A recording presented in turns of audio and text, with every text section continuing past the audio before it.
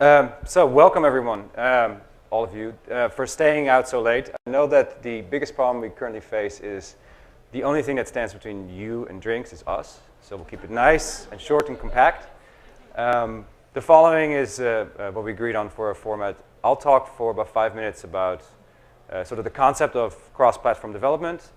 Then I will have everybody introduce themselves and speak sort of to what their experiences are, how they see the world and the universe in which they operate. Then there'll be some questions, and at the end, the last 5 or 10 minutes, I'll open it up for Q&A. I've been told there's a floating mic, so with that, there should be no other problems. So my name is Joost. I'll just run through this briefly by saying I work as a market researcher for a company called Superdata. We do a lot of stuff that focuses predominantly on online, mobile, and digital, which is a lot of fun. I think the space, we don't have to go into how big it's grown and how the numbers are always bigger than last year. Suffice to say that it's been a lot of fun sort of mapping it out and figuring out who does well, how do you figure out the revenue estimates for privately held companies, does a social player migrate to a mobile platform, what does that mean for publishers and so on. That's what I do most of the time. What I do some of the time is I also teach at NYU, which is great. I teach a class on video games there to a bunch of undergrads and game designers. And I put up some flavor pictures here on the screen, but the most important one is the one on the left. So on the topic of cross-platform development and design, very often the conversation kind of revolves around, well, do we develop for iPad and iPhone as well as for Android, which is of course an important question to ask. But really, when you sit down with game designers, you very quickly find that they have things like a box of Legos, and they have a box of string and little gummy bears and little tokens that they can play with, because a lot of time game design is something that you build from the ground up with a paper model, for instance. And so it sort of opens up the question a little further, saying, well, what is it that we really need when we're talking about game design and development, right? So what are the actual pieces that go into the thing? And so from an academic level, and forgive me if my slides are a little out of whack here at the end of the day, one thing that kind of explains it to me best is this art piece. It's two sides, both have white chess pieces, and the idea is, of course, that as we play a game of chess, and the art piece is called Play It by Trust, what you have to do is ask the other player, oh, was that my pawn? Is that my queen? Is that your bishop? And so there is a connection that people have that goes beyond just the actual thing, right? Beyond the actual technology. And so a platform is not necessarily something that has a battery in it, right? A platform can be a box with some dice, some cards, and so on. And so you see a lot of this design and development in academic circles and in schools where people just play things like Scrabble and a game of life to kind of get a fundamental understanding of what games are really like. So one thing that the director of the program where I teach has done in the past, for instance, is build what they call big games. So you take a game design element, you take a certain mechanic, and you overlay it onto reality, right? So it's a game that takes place in public spaces and in real life. Using the technology and the resources available to do something new, right? So some of you might know Foursquare. So before Foursquare was anything that anybody heard about, Dennis, my friend here, was working on a project where he would overlay mobile technology to recreate Pac-Man in the Washington Square area in New York. And what it kind of indicates is like here we have the platform of the city as sort of the central piece in a much larger context. You see a bunch of people dressed up like Pac-Man, running around collecting white dots in the middle of the street, and you can tell that that's also provokes a reaction from the people on the street and out there. And that's when we're talking about cross-platform or going beyond the box in a cliche way. I think we should really take on a big scope and look a little further than just that. So one of my personal favorites is trading card games. I'm a big Magic player. Having tournaments, having a physical card, expressing yourself through your collection of cards is a big part of it. And there's nothing high-tech about any of that, right? On the other side of the universe, perhaps, there is things like casino. We've heard a lot about social casino already this week. But never mind, of course, never forget that the experience of playing poker, playing blackjack, also has a lot to do with the other people at the other end of the table, right? So it's your favorite bartender, it's your favorite dealer, it's hanging out with your friends on your honeymoon or whatever, playing games in a casino. And then most recently, we've also seen then in the games industry specifically, sort of this move towards tournaments. Let's say a League of Legends or Dota 2, they've been investing pretty heavily in prize money. They've been trying to figure out, how can we make the most out of offering something that isn't just somebody sitting behind a screen at home, but actually connects with other people out there. Going beyond a simple chat application, there's also, of course, a lot to gain from the fact that you can maybe bet a little money, you can win some money, you can play against other players in your league.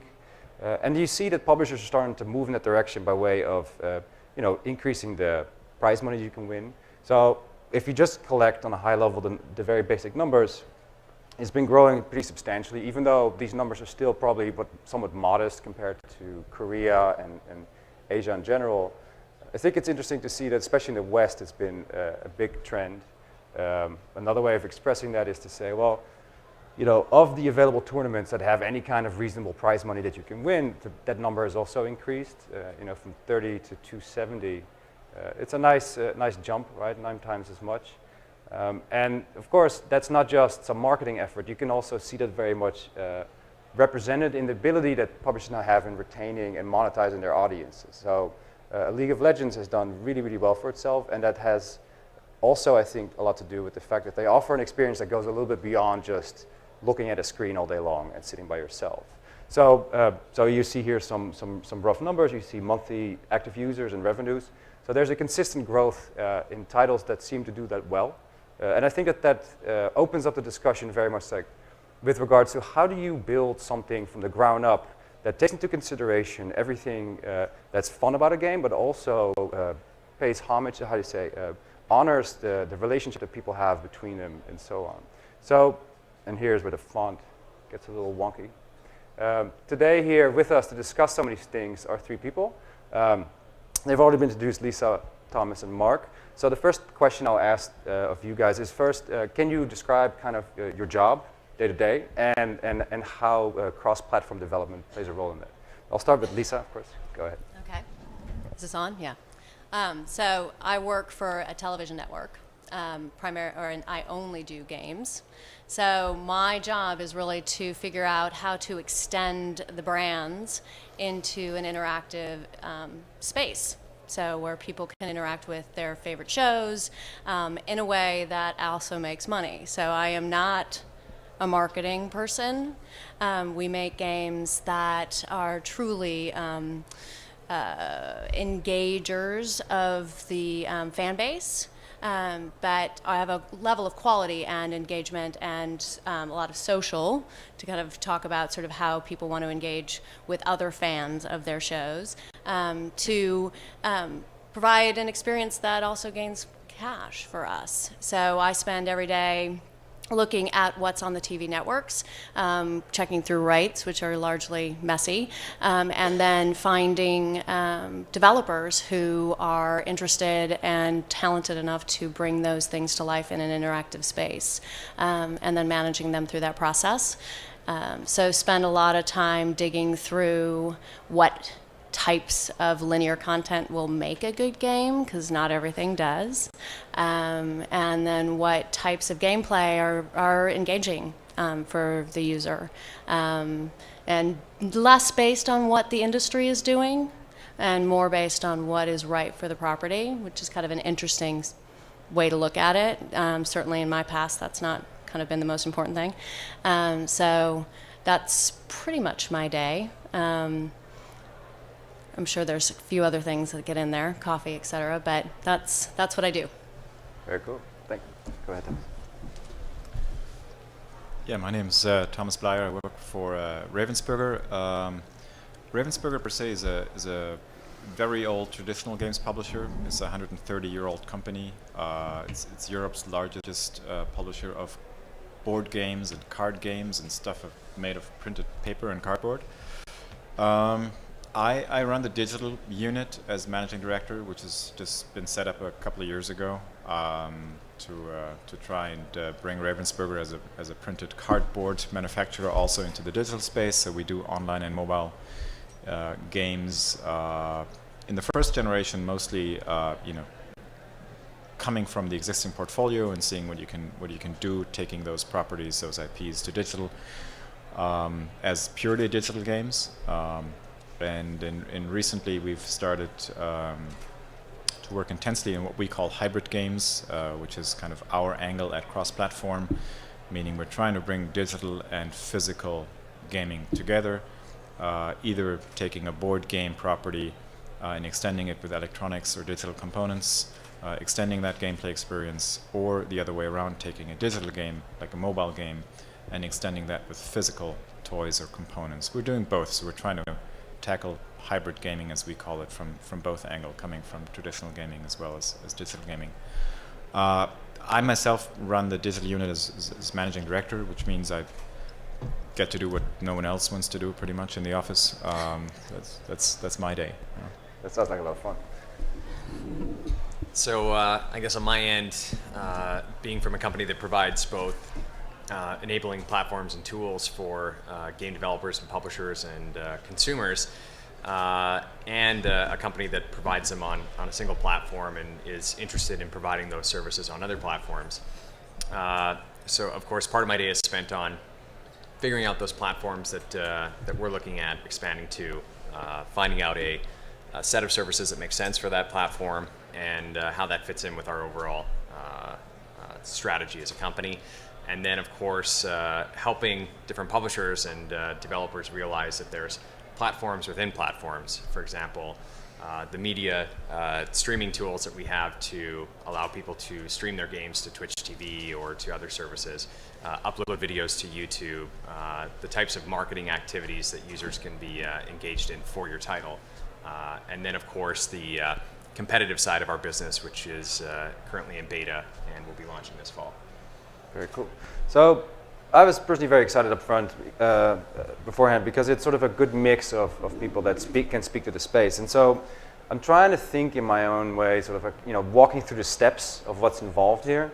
And I guess really what one of the biggest things is immediately is the understanding of traditional entertainment and media companies that gaming is now something relevant to them, right? And so maybe, Lisa, you can speak to this.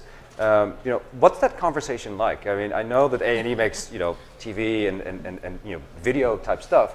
So what's the nature of the conversation internally when they say, okay, well, and here are gamers? How do they view that as a larger company? So I would like to say that they are ecstatic, but in reality, the games business for a large TV network, cable network, is still really small. It's a very small percentage of their revenue base.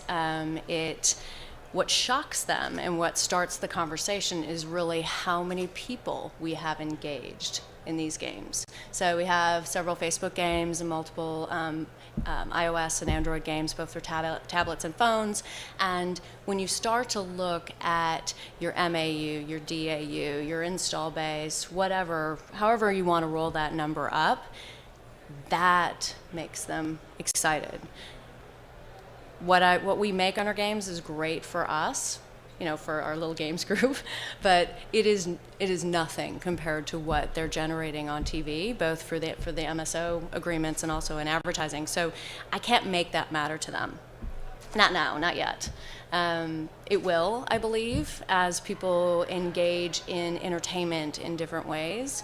I think there are going to be generations coming up, or already coming up, that don't want to lean or sit back. And if they do sit back, they want to also have a lean in and some sort of engaging experience. So it will matter at some point, but right now they look at it and think, oh, how did you get this many users to engage with this content? And we've done presentations recently with the new CEO, and she's like, okay, so how is it that nobody told me there were so many people in this network? And so that really is what matters to them.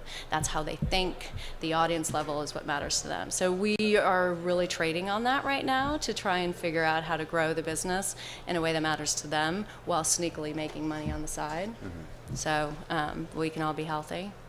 But that, in general, that's how they look at value. It generates revenue of its own. It does generate revenue, and in that way, it makes it a profit center, and so nobody has a fit about the fact that there's money being spent and nothing coming in. So that all the finance guys are quiet and happy in the corner. So that's good. So we don't get any bubbles there. But historically, especially A&E, and I'm not a TV person, so I've been in the games business my entire career. So TV is a foreign space for me. But in general, the TV people have used games as a tune-in tool. It's primarily a marketing gadget. It's maybe a second screen. It's maybe a, I can't remember what my friend from NBC was calling it today, but it isn't, we don't look at it that way. I believe, and the rest of the games group believes, that if you create engaging content that actually generates revenue, you are doing more for the brand than you are if you're just kind of marketing it, putting beards on people, whatever. But they see us as being something that is healthy and is driving user base and engagement. So, yeah, we're not costing. So they're happy with that part. I'd like to ask you guys in the back. Hey. Hey, can you take it outside, please? Or calm it down. Thank you. Jeez, it's like a classroom. So to your point, it's, I think traditionally what's different is that the philosophy of a media company, of course, is a spending thing, right? So the question generally tends to be is like, are we making a social game because it's a marketing effort where we're just sinking $1 million and we're trying to get brand awareness or have sort of some property in that ocean of eyeballs. Right. But of course, what you're proposing is, no, that these people are spending money on our games. So how do you then, having been part of that development, how do you evaluate what properties go well with what game mechanics? Like because I imagine that you're sitting on top of the developers that do this for you guys. So how do you negotiate that? So the content on our channels is split sort of by sort of content rights. Do we have it or not? And in general, what's kind of been shaking out is that most of the content that we have really easy rights to are reality shows. So it's our Storage Wars, it's our Pawn Stars, it's that type of content, and a lot of those shows are already built-in games. They are games. Right? I mean, Storage Wars is all about, okay, what's behind door number 1, right? And I would love to make a betting game on that. So, which door? I bet on number 2. But, I think that there's already some sort of built-in game mechanic in some of this content. So some of it's been easy, and otherwise the way we look at it is we throw some, when we do RFPs, I throw out okay, here's the show, here's where you can find to look at it. We kind of are thinking about mobile, but we're open, and let me know what you think. And you get some really interesting ideas back that way. Not everything's going to work, and not everything's going to fly with a network. So you can collaborate and massage it afterwards. But we leave it out to the developers to kind of engage us in their idea, and that's worked out pretty well. Very excellent. So in that same line of thinking in my mind, and Thomas, when we were talking about this in leading up to the panel. One of the things that sort of made it obvious to people that this is possible was when Activision launched Skylanders very successfully. But that sort of put everybody on notice, plus it made $1 zillion. So what's that conversation like on your end? So is that now the model, or has this changed anything on the toy and the game side? Like, how does that work out? Well, it's changed something in the respect that it brought a lot of attention to that space. That's certainly the main effect, I would say. But also so far the only real big success story from a company coming out of the video game space, moving into cross-platform. For us, doing cross-platform, or hybrid as we call it, is really kind of a natural thing falling out of a strategy. If you come from a traditional gaming background like us, and you go digital, facing a number of challenges like anyone else, developing a successful digital game per se is challenging enough. We all know that. So you're looking also for things to differentiate, right? If you're coming from a traditional business, what do you have? You've got yes, you've got some IPs, but you also have production capability, you have retail access, distribution capability. You can produce physical stuff and put it in stores, which is something that lots of digital or video game companies can't. So that's something obviously we're trying to leverage in terms of making use of the assets. And another aspect also is not to forget here in this panel context of family and kids, with lots of the game business moving towards free-to-play models. That works well in certain categories and for certain target groups. It doesn't work very well for kids under 10, right? You can't monetize them with free-to-play, or in our case, we wouldn't even want to try and do that. So how do you monetize a digital game if it's no longer a premium model?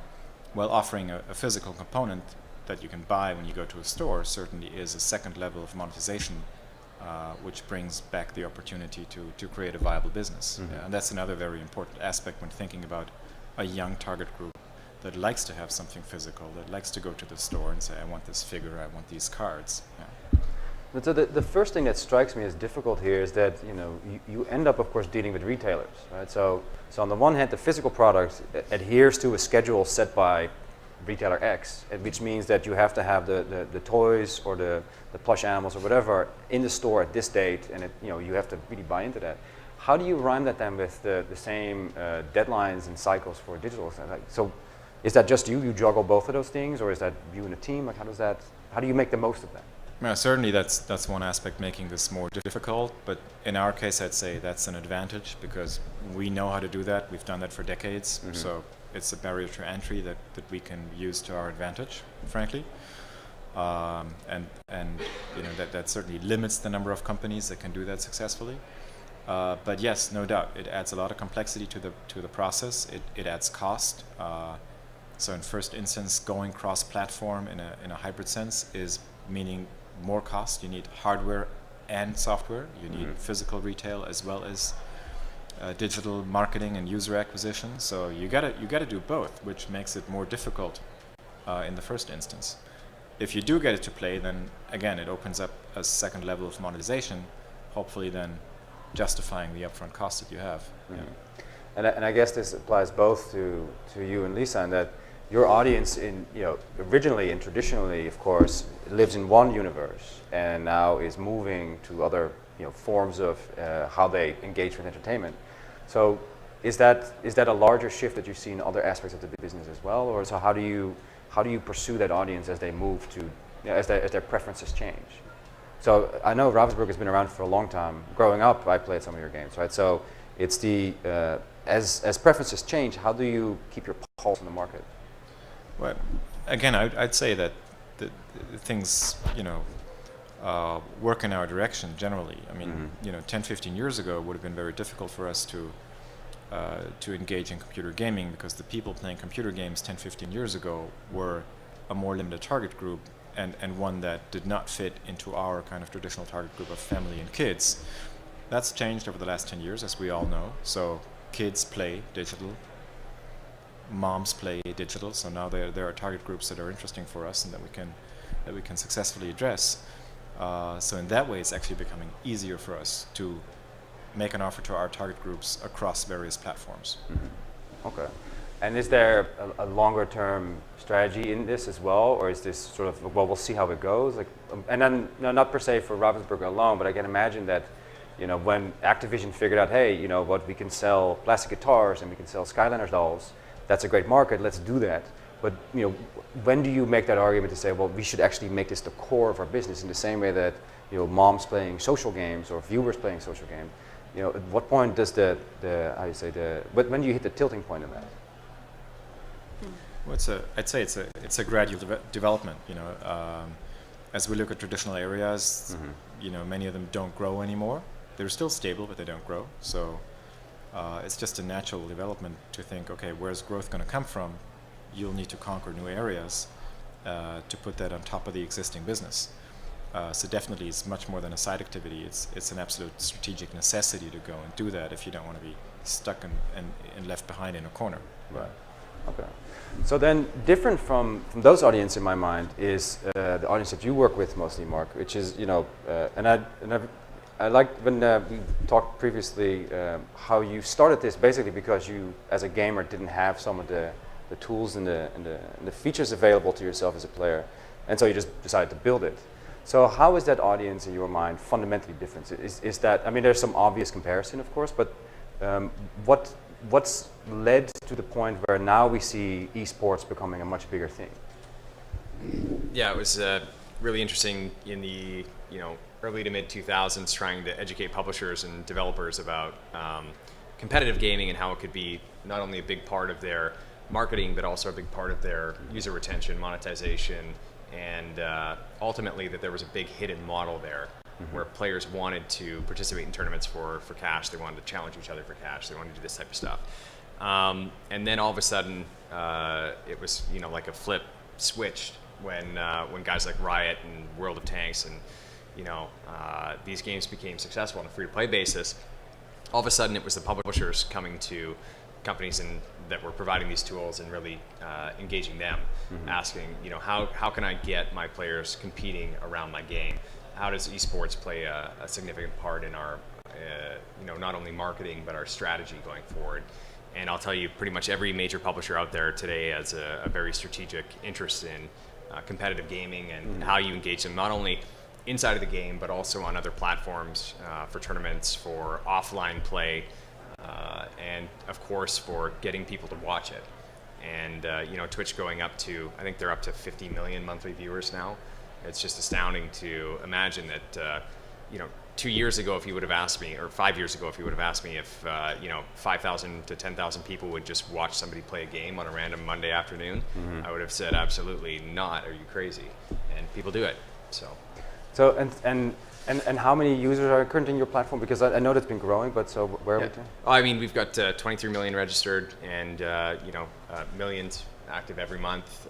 We do everything from provide the tools to allow them to stream, to capture videos. I mean, we did 20 million screenshots last year, and tens of millions of videos. So there's definitely lots of people looking to share that onto other platforms and kind of be exhibitionists around their gameplay. So one question that I'd like each of you to answer is, what kind of advice would you give to a development studio or maybe a publisher or an IP owner thinking about going not just across devices but across platform in that sort of physical and digital way?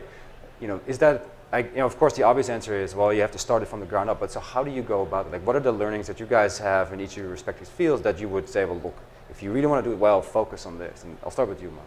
Sure. Well, I think as you guys can certainly attest to, the key thing to being a game developer is focusing on a fun game mechanic. And if you don't have a fun game mechanic, it doesn't matter what gimmicks you throw at it, it's not going to be a successful game. So the key thing is really figuring out, what's fun, and then, if something is fun that combines some kind of offline and online or physical and digital combination, then go for it and build it. I don't think anyone would have thought that Skylanders was going to be a huge billion-dollar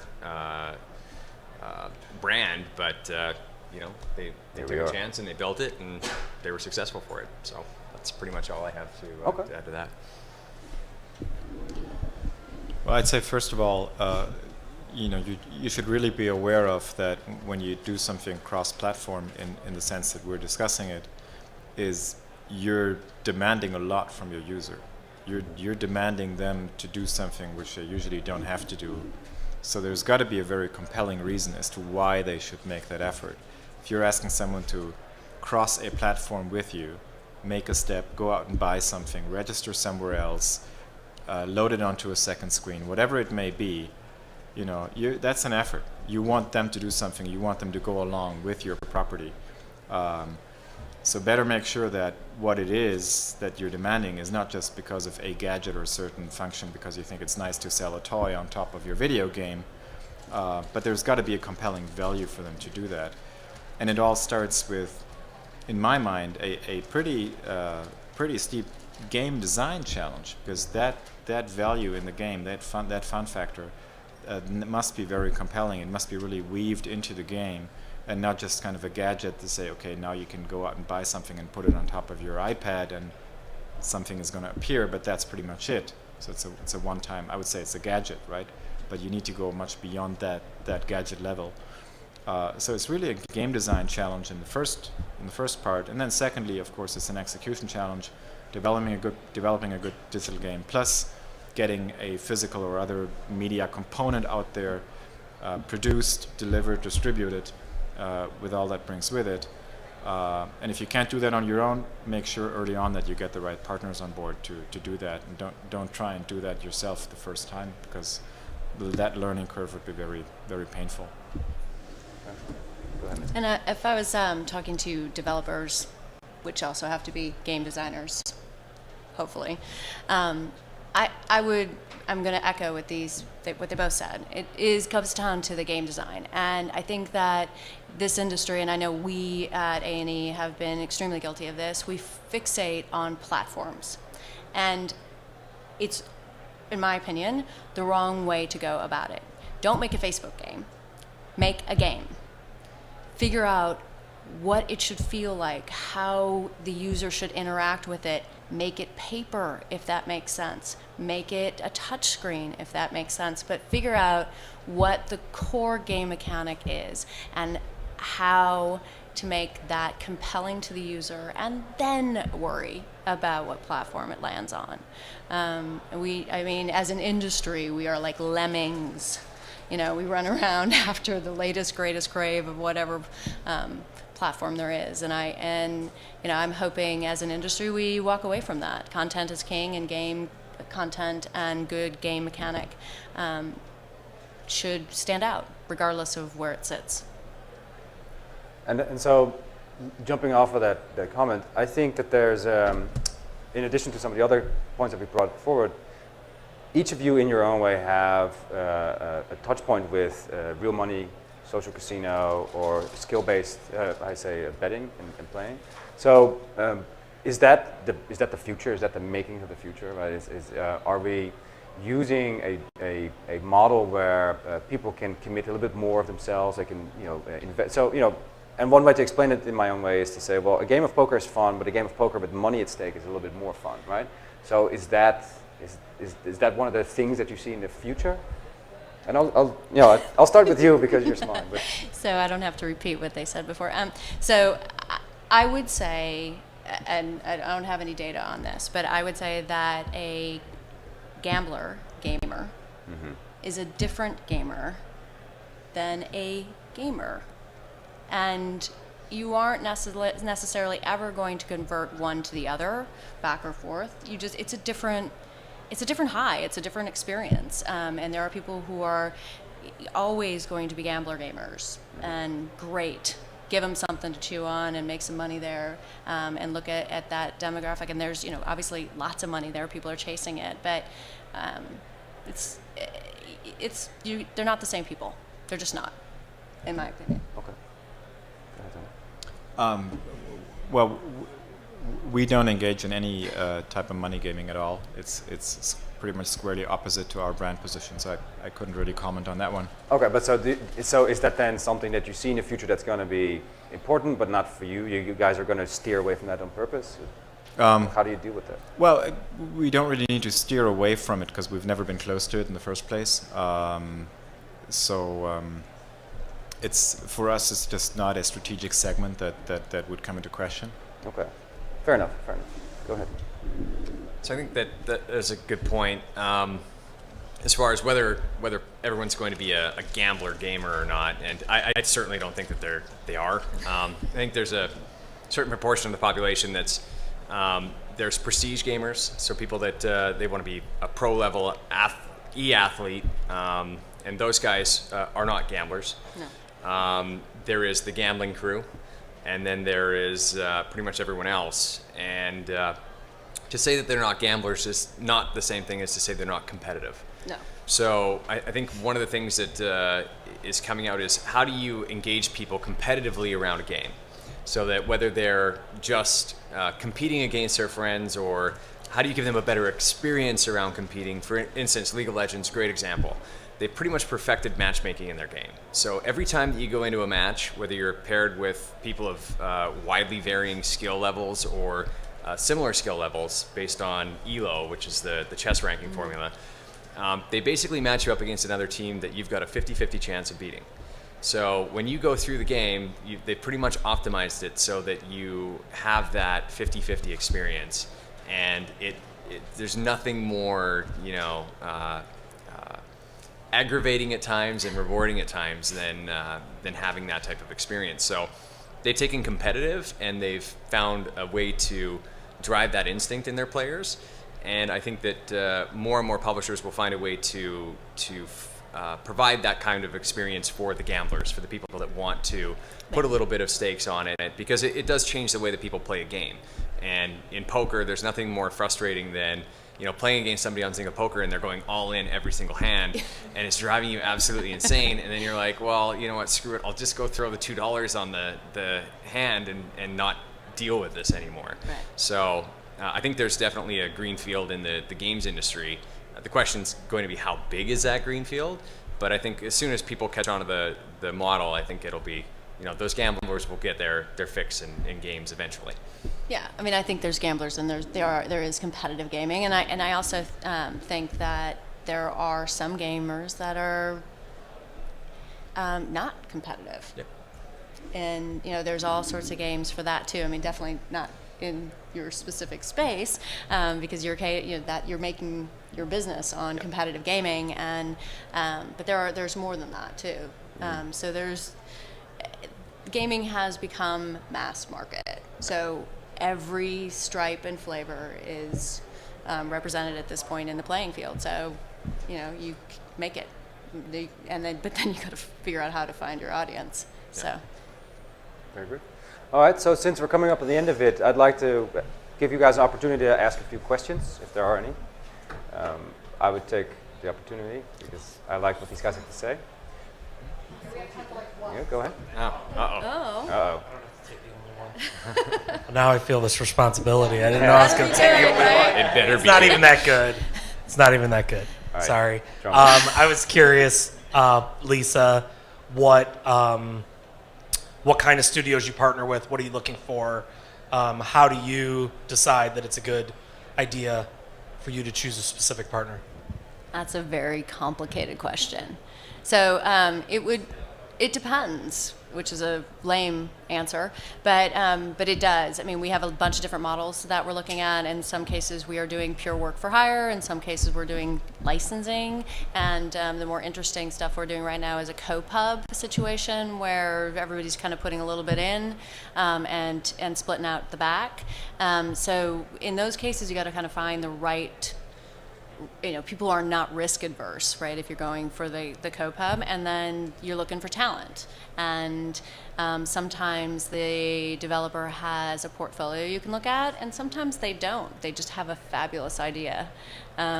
So it's been kind of all over the map for us recently, and I imagine it'll remain that way. So I talk to developers all the time. And get presentations from them and kind of put them in a folder and sort of try and figure out what genre they fit in the best, and when an RFP comes up, send it out, see what happens. Maybe one more if someone's got one. Burning question? The question is, when can we drink beer? Yes, I think that's good. All right. So I actually have two very quick announcements before we leave. The first is that the Indie Showcase prizes are happening in 3 minutes. So if you want to go see that, please go outside so that you can see those. The other is that the Flying Dim Sum Hidden Fortune Dinner, which is being sponsored by Payment Wall, awesome name. It's 6 to 8. They have shuttles going there outside of the Hilton starting at 5:45, right? So if you want to go get some flying dim sum, 5:45 shuttle outside, and big thanks to Payment Wall for that. That'd be hard to eat. Thank you guys very much for coming to the Kids and Family Track, and thanks to the great panel. Appreciate it. Thanks, guys. Thanks, guys.